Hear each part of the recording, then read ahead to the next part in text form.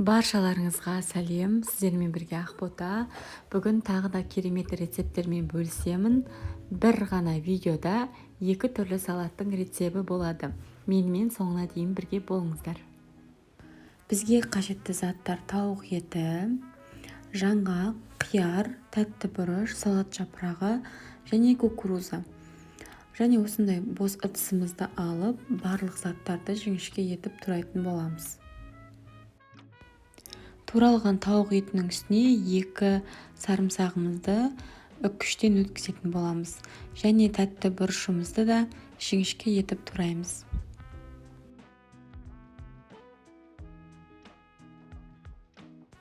Қиярымызды да ұзынша етіп турап, ыдысымызға салатын боламыз. Кейін салат жапырағын да ұзынша етіп осылай турайтын боламыз. Аздаған шым-шым тұз салып, үстіне бұрыш қосып, жақсылап бір араластырып алатын боламыз.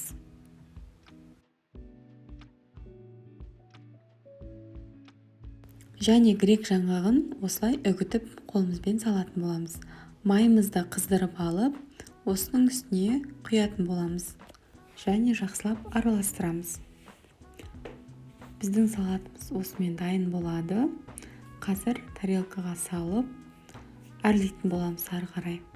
Біз ыдысымызға салып болғаннан кейін үстіне үккіштен өткізілген ірімшікті себеміз. Сонда біздің салатымызға әсемдік беріп, одан сайын әрлене түседі. Менімен бірге жасап көріңіздер, өте дәмді салат болады.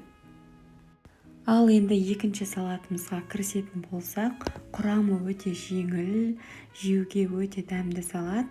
Бізге керегі копченый колбаса, және крабовые палочки, майонез, маринованный қияр, жұмыртқаның ағы қажет болады.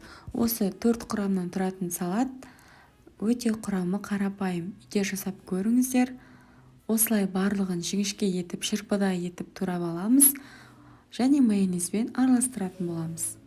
Бар болғаны осы. Дәл видеодағыдай етіп, ыдысымызға барлық қосатын құрамын кезек-кезек салатын боламыз.